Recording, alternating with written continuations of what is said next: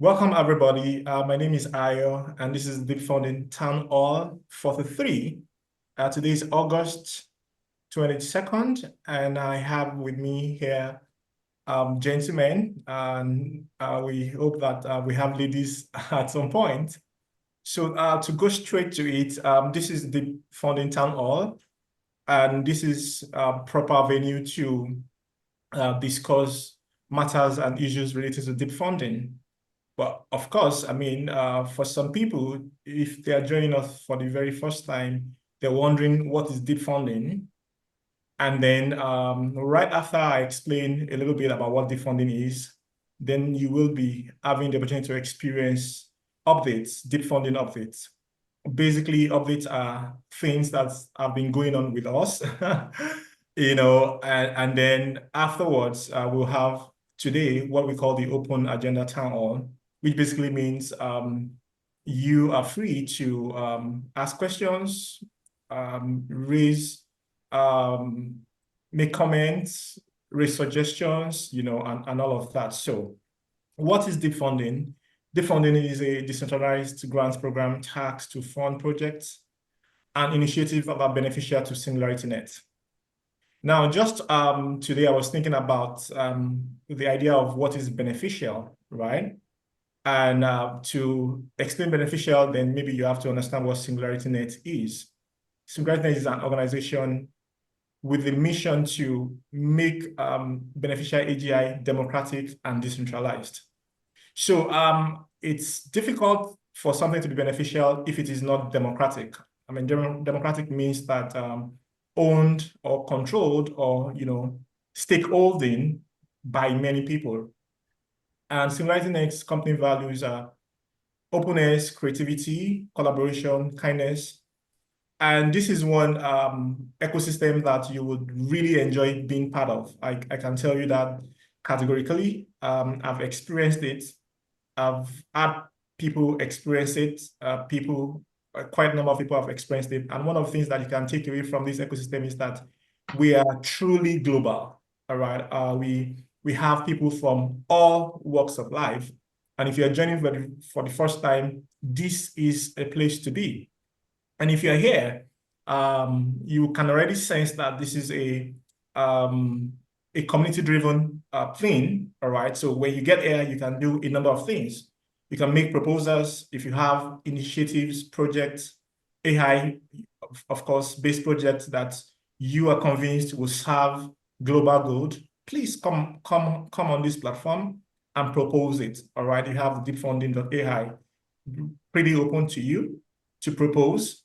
And then you can also vote. You can, be part of the decisions in what proposals gets funded. All right. So you can look at the proposals. You'll be able to see all the proposals, and then you can look at the proposals and then see, oh, I think I like this one. I think this is really interesting. I think this is important. I think we need this now. All right. And then you can, vote. And while you can vote, you can also review. You can say, okay, I think people should hear my thoughts about this proposal. Or I think there's a way to improve this proposal. I think I want to find a way to connect with the proposer, I mean, the team, proposing this project. And then you can do that. And then you can also discuss. Just for example, as we're having here, this is a forum for discussion, virtually anything relating to deep funding, SingularityNET, your thoughts, about this community. And then lastly, you can also be part of circles, all right? If you're interested in joining circles, there'll be avenues to apply. If you're always coming to deep funding, recently we had the data analysis circle, and then the advert was everywhere. And so, such are bound to happen again, and then you can, signify interest and apply, and then you can be part of the circles. All right, so really, this town hall is for you. This is where the deep funding committee gathers. You can discuss, I said that, discuss quite everything.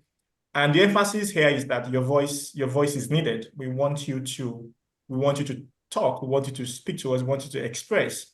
This is the way to actually, create beneficial AGI. And then a very good place, of course, to start your deep funding journey. All right, so we'll just take this time to see if there are updates for us from Jan or Raphael. Yay!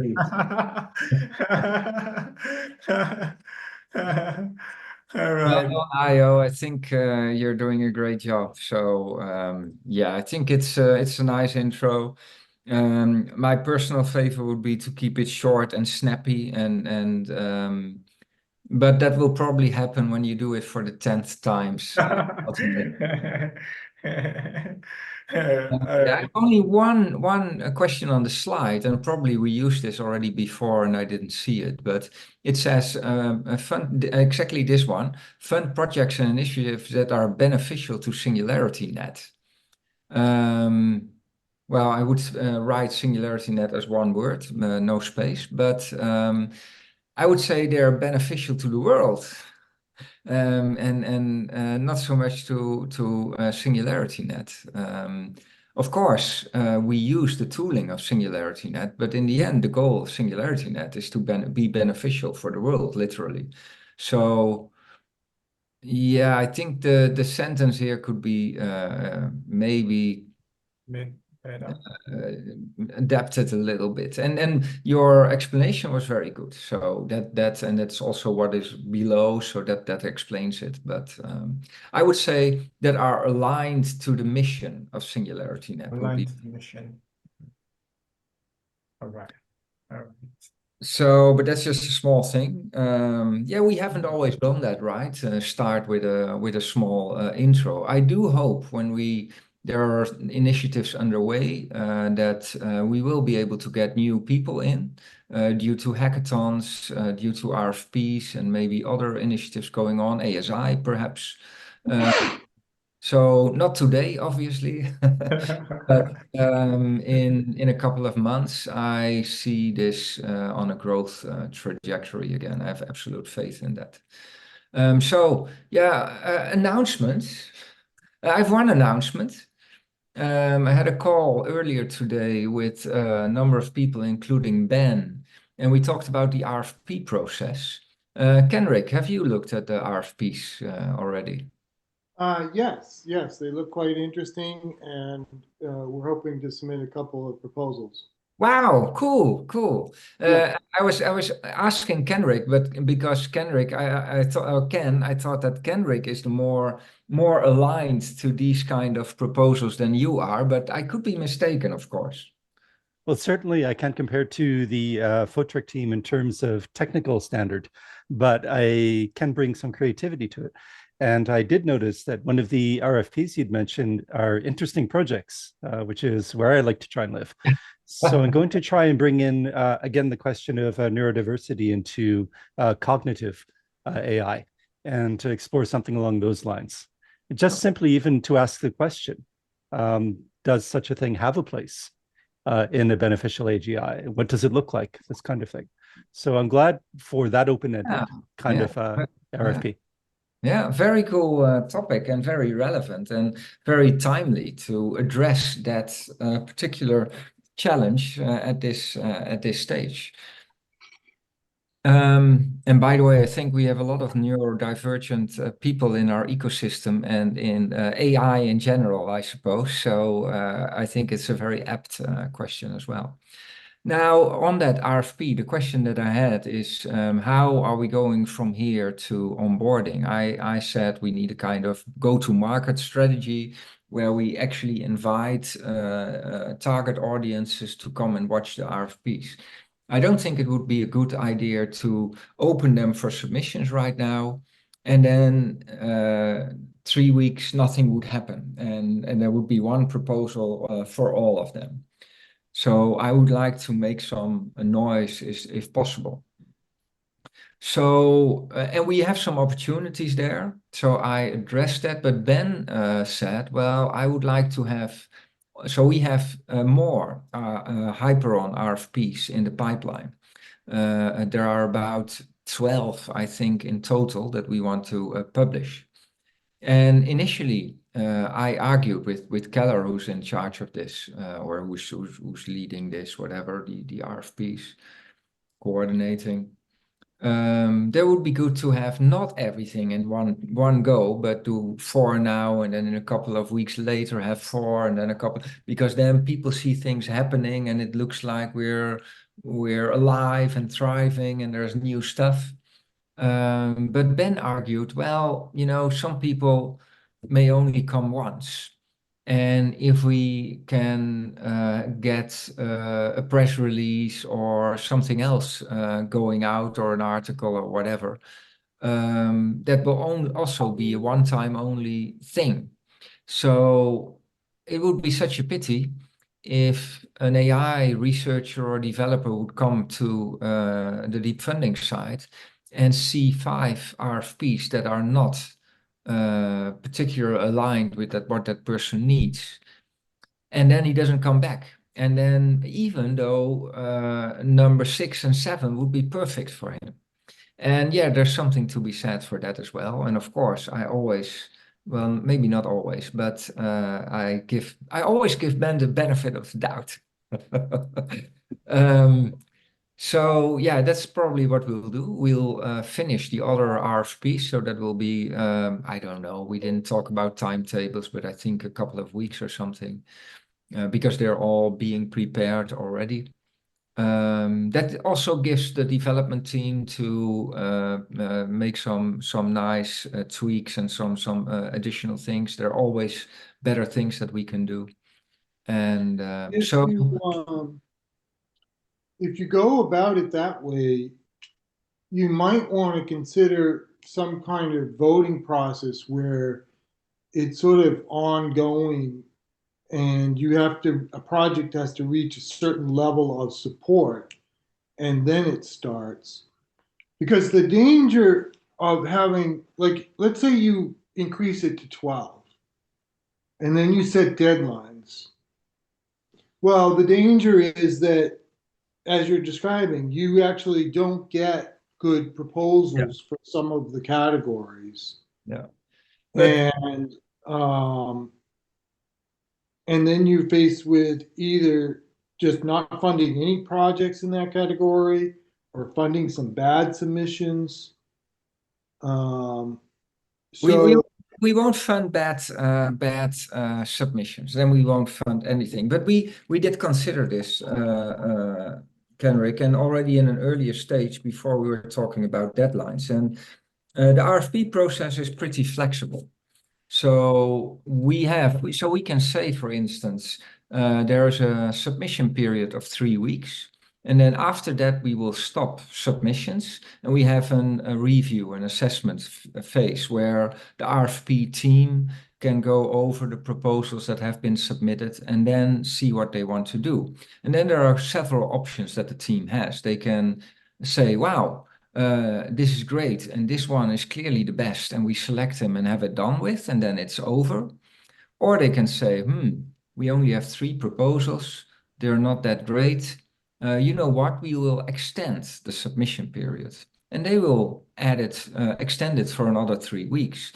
And they can use that 3 weeks then to go to other parties, agencies, platforms, whatever, to give more visibility to the RFP. So there is, in contrast to rounds where we have very strict deadlines that are only changed with an exception.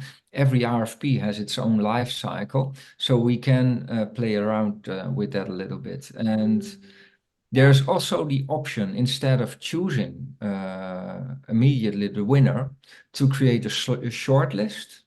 And then we can have a team of experts that will rate them. Or we can do that actually before. We can have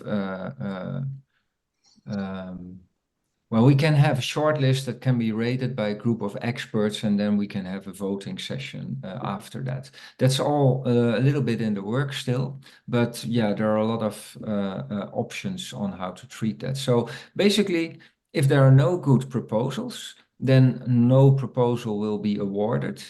If the RFP owner thinks that there are not enough proposals to make a good decision, they have the option to extend it. And then after that extension, yeah, they can do what they want, basically. So if I understand, then the selection process will be by the RFP writer and essentially the SingularityNET team rather than community votes. That depends on the RFP. So in this case, it being Hyperon, OpenCog Hyperon RFPs that are extremely technical and require very specialized expertise, I don't think it makes a lot of sense to have the whole community vote on that, on what is the best proposal. Okay. So probably it will be Ben or Alexei and those people choosing the best one. Okay. However, there are options there. So we also have a route where, so the idea is we have a team of people that can be some community experts, and it can be an owner. It could be, so the team could consist of both community people and people from SingularityNET. And they could create a short list of proposals.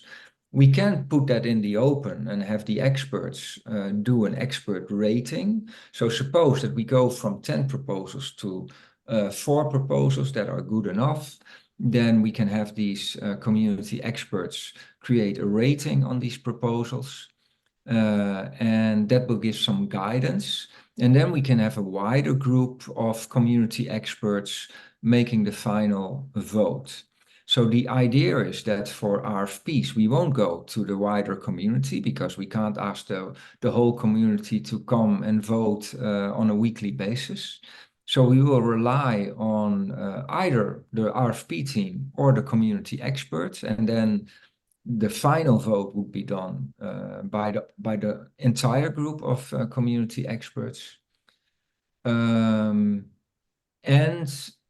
anybody can be an expert. Anybody can become an expert. So we are also building and rebuilding the community experts group.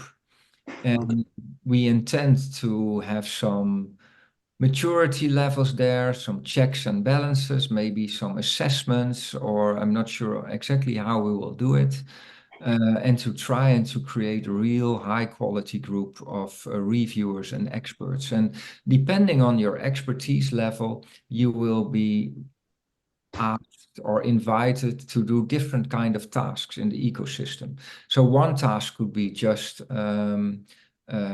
reviewing milestones from whatever proposal, from round or from an RFP. Another one could be you're in the wider group of experts and you can vote on RFP proposals, do the final vote. Yet another one, which would be for more accomplished or experienced people, would be to be in the smaller group that makes the short list out of the long list. And the highest honor you can get as a community expert would be to guide the community-driven RFPs themselves, so the writing process of the RFPs. So the idea is we have a smaller group of experts that will make a short list. And the idea there is if we have 10 proposals and they shortlist 4 of them, then the assumption is that these 4 of them would all be good enough. So no accidents can happen anymore. No stupid proposal could be selected. And then with these 4, we have the option to go to a larger group of community experts and ask them for their final vote. And ultimately, that vote will also be done on the portal. We don't need tokens for that. We don't need the voting portal for that. We could do it in a survey because we know these people. We can invite them. But we will have that on the portal sometime because then we can also add some weights to that voting process. But that's a little bit further removed. So we are putting a lot of emphasis on building a group of community experts for specifically the RFP process, but also for other things. And the rounds, they will just stay as they are. They will continue to use the voting portal as is, and they will rely on the reputation as we are creating them, etc. But that will be like 2 yearly events, whereas there might be an RFP to be voted upon every week. So then I guess you also run into the issue of, people being experts, but then also submitting proposals. So I guess there'll be some kind of balance with that as well. Yeah. And yeah. And then I guess the related question is, how will you compensate experts, right? If people, I guess the thing is like, if the experts are coming out of the community that's also working on the development, how do you balance between the compensation that people get by submitting a proposal versus the compensation they get by reviewing proposals? Yeah, so there will be different incentives for different jobs. So for some circles we are debating, and some we actually implemented. For instance, the data analytics circle that we're trying to get started. There is a strict regulation that you shouldn't be, or you can't be submitting proposals when you are in that circle, because you have to be absolutely unbiased, and it's just a few people. Right now, we're thinking that would not be possible to have the same criterion for a very large group of experts. I would like to have 50 experts or something. So they are allowed to make proposals, but of course we will make sure that they will not be able to guide or influence or vote on their own proposals. So we need to have some checks and balances, but we also need to be a little bit realistic there. As for compensation, the compensation we are thinking of right now is the same as we're giving to everybody, which is $10 an hour. And we found one Canadian PhD in machine learning available to lead it. You know him, it's Madi, I think you know him. Hey, Clement, more people, and Kenichi, and oh wow, a lot of people coming on. Wow, what's happening here? Maybe you can stop the presentation, Ayo, then we can see each other better.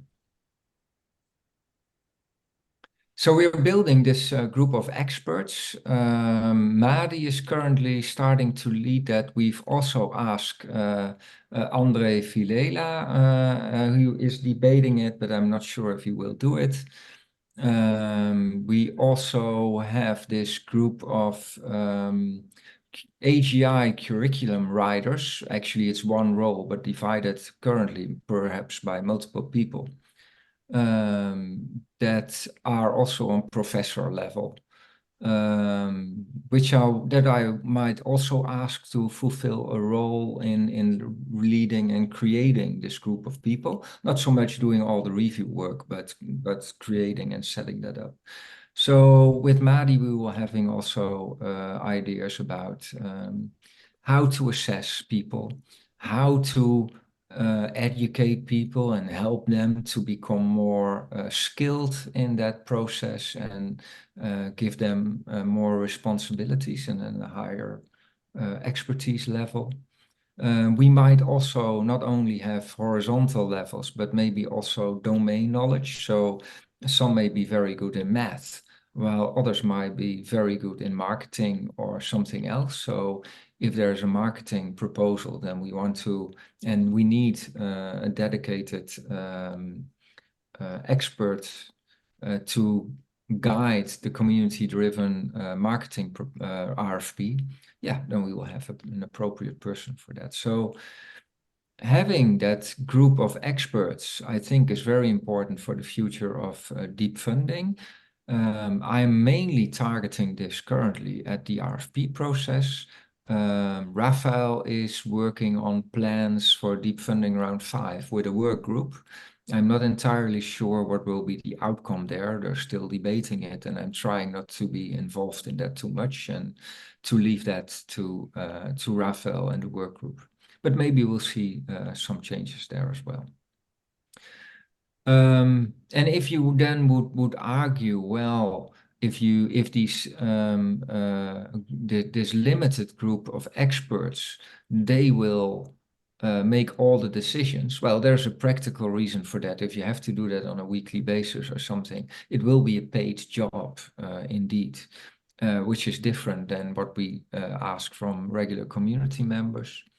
The other side here is that anybody in the community can apply to become community experts. So in that way, it's still open for everyone. And we're also hoping and aiming for diversity in that group of experts.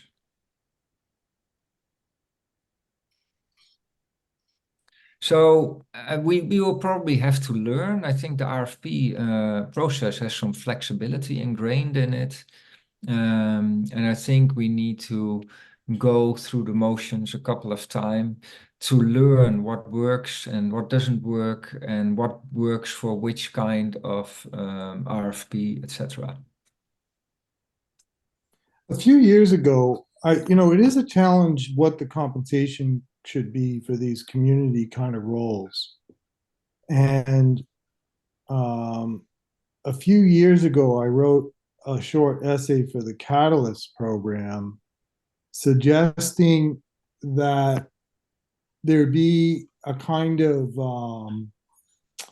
second, I think the name it's called like, I'm going to get the name wrong, but it's sort of like second bid auctions where individuals would apply, give their qualifications, and then they would also bid on what they get compensated. Interesting. And the winner essentially would get the compensation that the second person proposed. So somehow the thing is, I guess if you look at different kinds of auctions, it's a little bit easier to understand in terms of bidding for something you're going to buy, but you can reverse it is my point.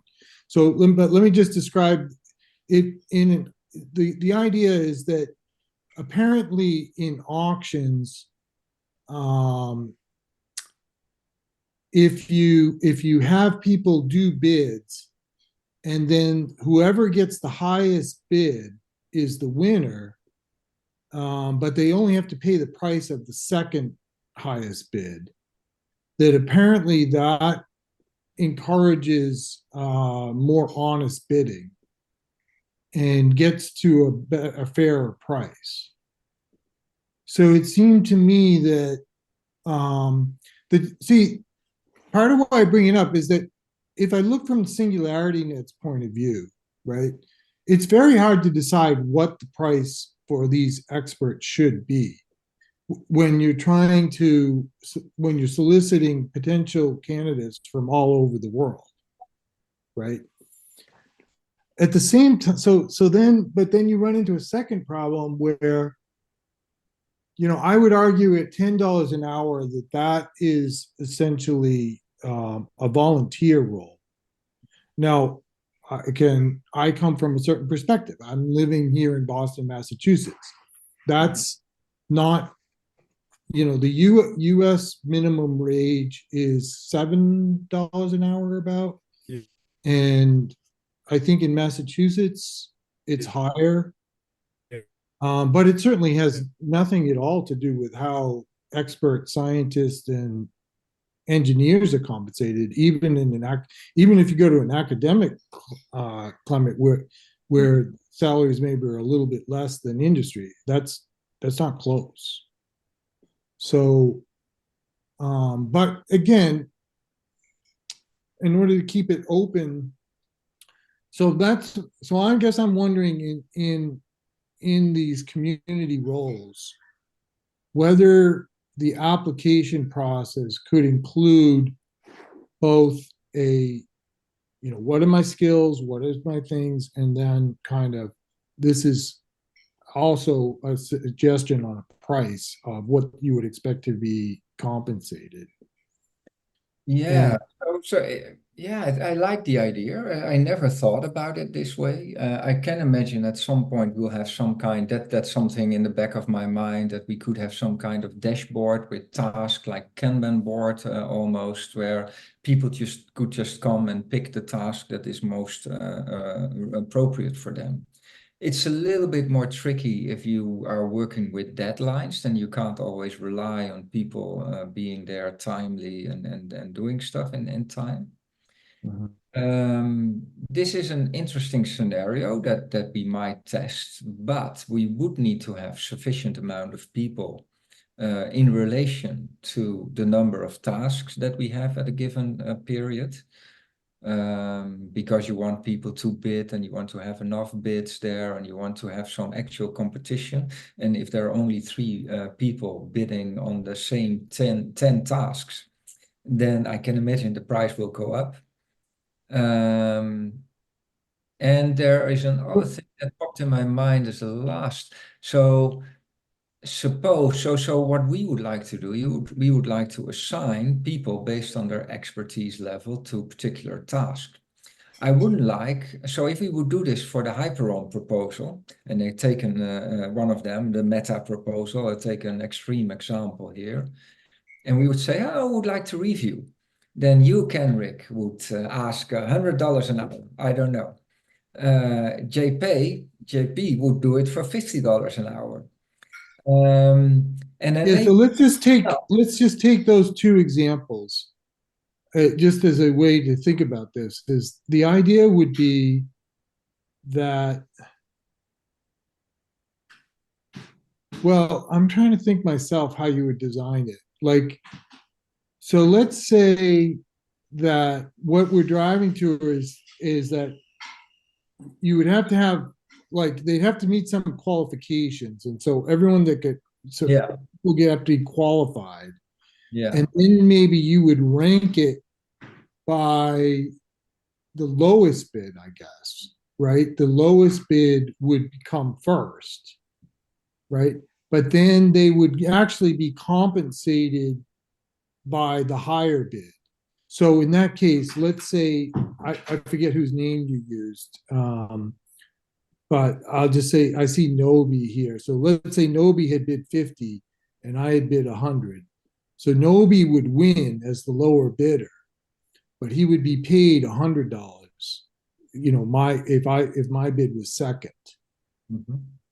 And the idea is that maybe you get more applicants that way, and you also get information about what a fair compensation is. Yeah.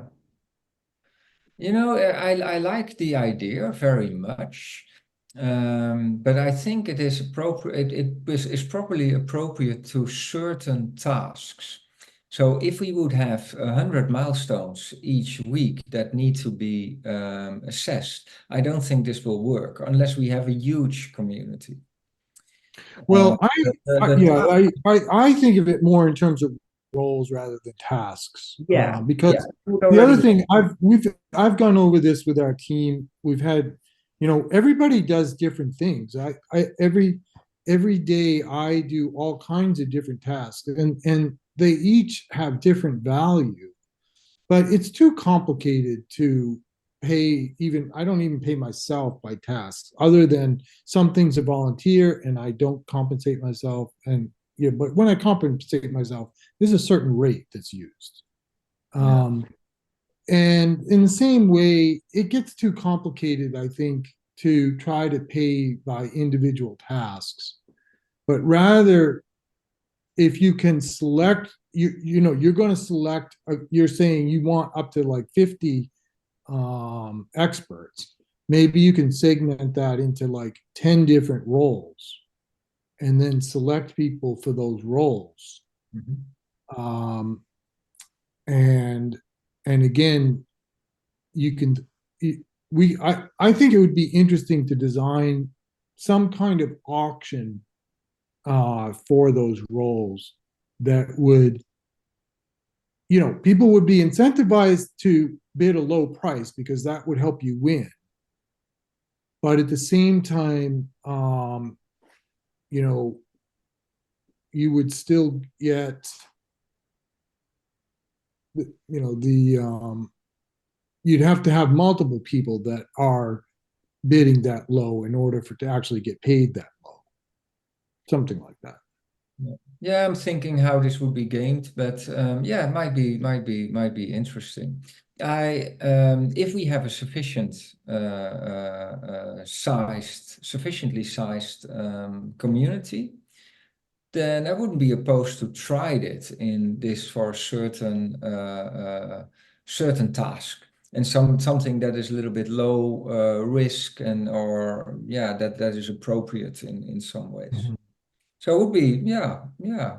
So it does actually is a solution for a very complex problem. If you're saying, well, we want to if we don't want to pay everybody the same, then how do you determine who should get paid what? It's impossible. There's so many locations, so many circumstances, people having different expertise, having different day jobs, having different time, living in very different environments. And then when somebody lives in one environment, but then gets paid and is traveling to another environment, it's even becoming more complex. So this would give the agency to the people themselves and say, well, you tell me what you want to earn. And if we have enough people for this job that are qualified and that would be satisfied with a lower amount, and yeah, that's whether it's the lowest or the second one, trying to wrap my head around it, but I'll believe you that has good outcomes. So yeah, that is actually something that I never thought about and might work. I don't think we're there yet right now. Also, You might do it. You were mentioning sort of different categories of what people need to do. So, like you're saying, a trial basis might be a good thing to try this for, but maybe you want to do this for a very specialized role where you need a higher level of expertise, and therefore you're willing to compensate a bit more for it.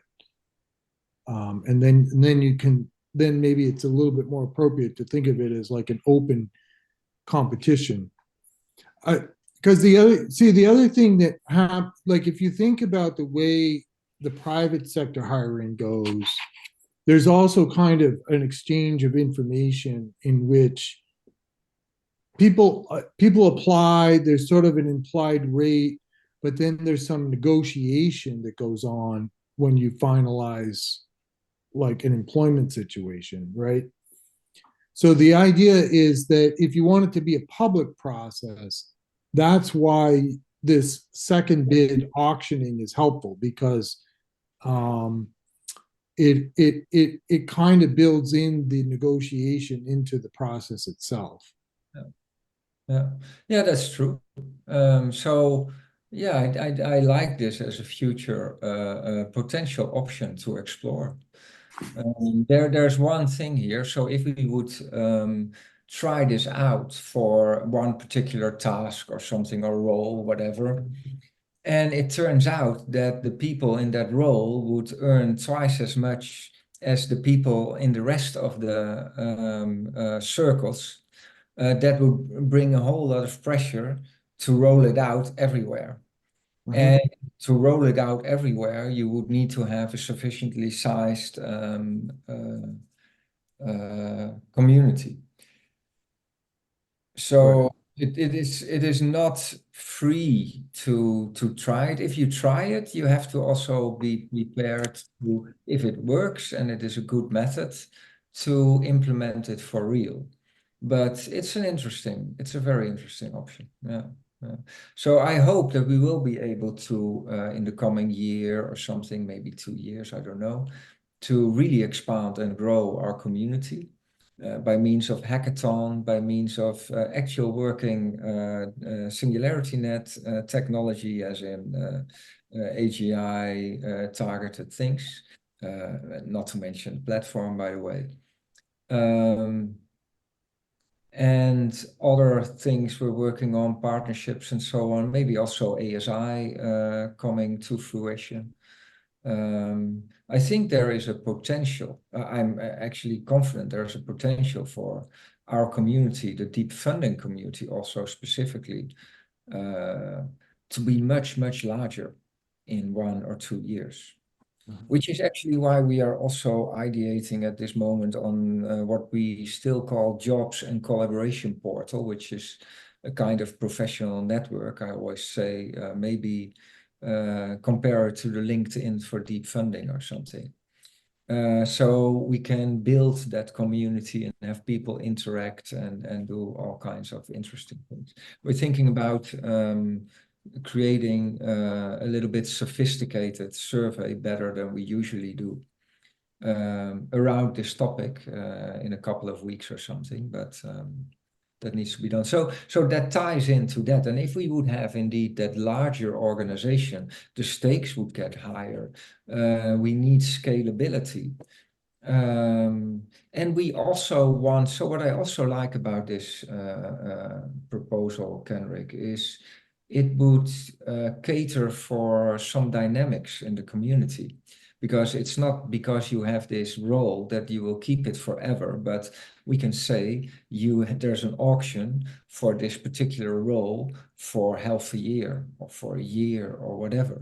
And then afterwards, yeah, you have to start in the competition again. So yeah, also for things like experts, etc. If we have the luxury that there are more people willing to participate than we have places, this might become very interesting. Thinking about it, that's probably a precondition, that you need to have an audience that is, well, let's say at least 3 times as large of people willing to have a certain position than the number of positions themselves.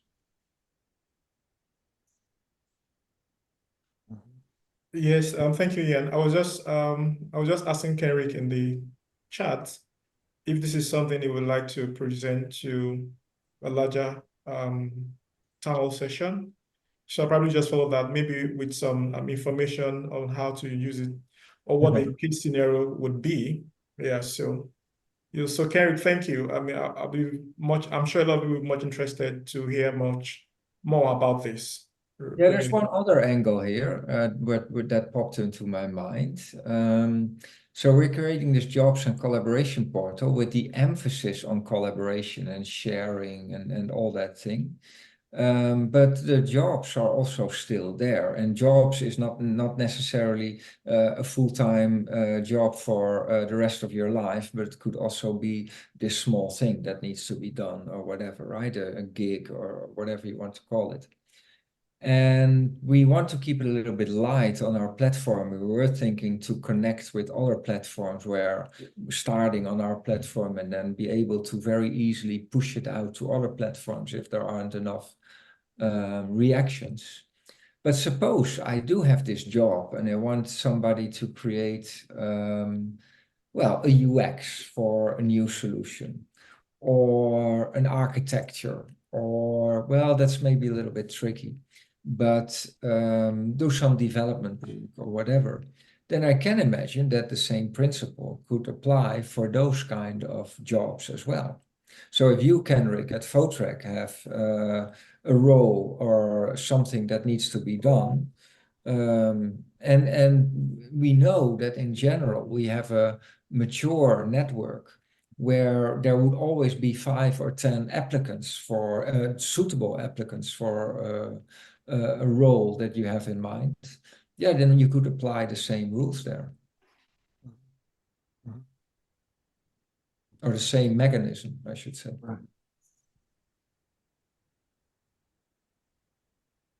So we can actually roll this out in multiple ways.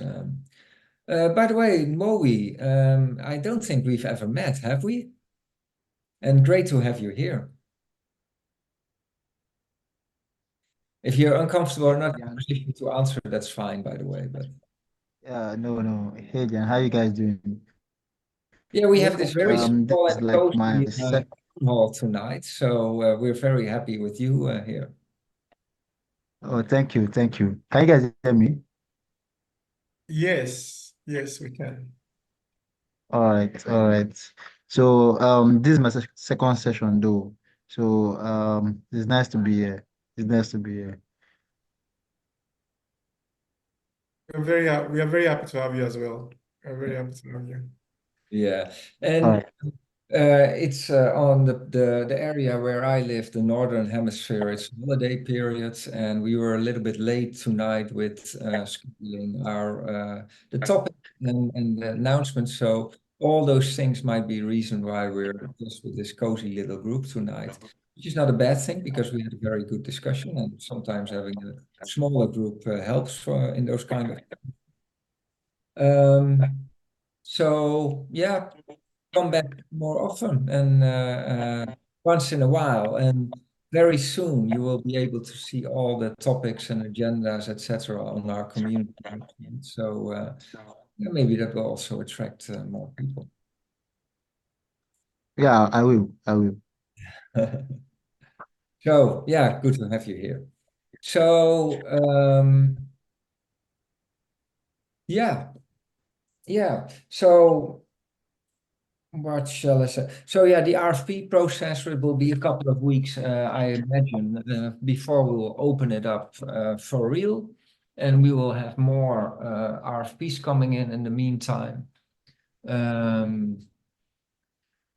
And yeah, another exciting thing is that we're working on that collaboration portal, but ideation, and we have a UXer that is helping us with some screens, and it's very conceptual, not too detailed, but more about the direction we want to go, and can't wait to share that with the world, but also to get feedback on that as well. Yeah, I think those are the three main things around deep funding at this moment. The new community.deepfunding.ai website, the work on the collaboration portal, and the RFP process, which is also not finished yet. Quite a bit of work still needs to be done for the community-driven part that requires development and also UX and maybe some ideation going on there. But and at the same time, as I mentioned, Raphael is working on Deep Funding Round 5. So I think at some point, my expectation is at some point we'll have to make a choice whether we want to give priority to the community-driven RFPs or to Deep Funding Round 5. And wouldn't be surprised if the community would say, well, let's keep the schedule and the rhythm of the rounds and do another round first, while in the meantime we're working on the RFP process. And why they are maybe connected is that I expect that also for Deep Funding Round 5, we need to have some support from the developers for whatever changes people are thinking about. Yes, thank you, Jan. I wanted to ask, but I'm also Raphael is not here, so Raphael might be in the best position to answer. I'm sure a lot of people are curious as to what difference, what are the new things that will happen in round 5 as opposed to round 4, but. Yeah, so we have the mechanism of work groups since a couple of months because the circles are growing. We're now at 30, 35 people or something. And it doesn't always work to have a discussion in such a large group of people. It's not efficient and it's not effective. So it's better to have some more focused groups there with a smaller number of people that can really dive in and have a number of sessions. And then afterwards, we will come with the results of that and have it out for the all circles and also for feedback of the wider community. So the Deep Funding Round 5 work group hasn't reached that stage yet. So yeah, indeed, Rafael is the best one to give more shine a light on that. Yeah, thank you. At least you've given us something. So now we'll just wait and expect the work group to come present on something when they have. So if there aren't any other questions, I mean, I'm here now. If you have a question or a remark, please feel free. If there aren't, then I would suggest to make it a short call tonight. I mean, plenty of times we extend the meeting for an extra half an hour or something. Maybe we can do something crazy tonight and actually shorten it for half an hour. I think that hasn't happened ever. Oh, we should try today. We are right on the hour now, so let's ask. Does anybody have any question? In the absence of questions, then we might just. I'll just give a plug. This past month we released our paper on sociocratic pluralism. The paper includes some analysis about the Cardano community. We may add some analysis about the SingularityNET community. It'll eventually be submitted to a peer-reviewed journal, but it's not. It's a first draft. We're planning to do some more work on it before it's submitted. But you all might find it interesting. It advocates both the circle structures that you've been using for the off-chain administration of blockchain communities, and then it advocates the quadratic voting, which of course SingularityNET is using a version of for the on-chain community decisions. So you may find it interesting. It's definitely very interesting. My available time for reading is not always that good, so I can't make any promises, but I'm looking at it and scrolling through it right now. And yeah, I probably should read it. So I'll do my best. I do have 2 weeks, maybe a little bit more even, of holiday coming up. So maybe I'll feel inspired when I'm sitting in front of my small camper van. I'm feeling the same way about Ben's new book. I have Ben's new book, and it's what I've read of it is very impressive, but I decided to start in the middle because there was no way to get through 700 pages. Yeah, I saw that being advertised, the consciousness explosion. I still haven't received it. I put my email somewhere. I asked about it, but I don't have it. So you're privileged. I did receive it. Yeah, I received it about 3 weeks ago, I think. Okay. Yeah, probably if I push then or they are ignoring me on purpose. I don't know, but I think I wasn't that eager anymore when I saw it during an AI event. There were 2 actual hard copies, the only ones in existence, and they were this big. Exactly. I thought it was a book like this just for the occasion and nice, and then maybe 100 pages or something. But my goodness, I really need to. But actually, holiday. Maybe I'll feel inspired for that as well. It's a different level than this, what is it, 27-page paper of yours, Kenrick. So maybe I should do that first. But I'll ask about it. Yeah, I'll ask about it. Do you have a PDF copy or something, or what is it? What is the format? Of Ben's book? Yeah. No, it's a hard copy. I did get the hard Really? copy in the mail. Where can you order it then? Well, I think I got it from the BGI conference. I think I signed up for that. I didn't order it. I think it was given to attendees of the BGI conference. Okay, yeah, maybe they excluded staff. It's possible. So, yeah, I think it was only hard copy. That was also an issue. Yeah, it was. Okay, well, maybe in the next holiday then. Yeah, I hope it will stay relevant that long because when we reach AGI or ASI, then all bets are off and everything will change. right, right. All right, All right. All right. everybody. See you all. It was good to be here and discuss all these things with friends. That's how I look at you. So thank you for being here. Thank you Thank you so for having us. Thank you so much. Thank you, Jan. Thank you, Kenrick. Yep. So, Kenrick, I'll follow up with you on that. Yeah. Okay, sure. Thank you so much, Joanne. Okay, you. bye guys. Have a great Cheers, evening. guys. See you next time. Whatever. Bye, guys.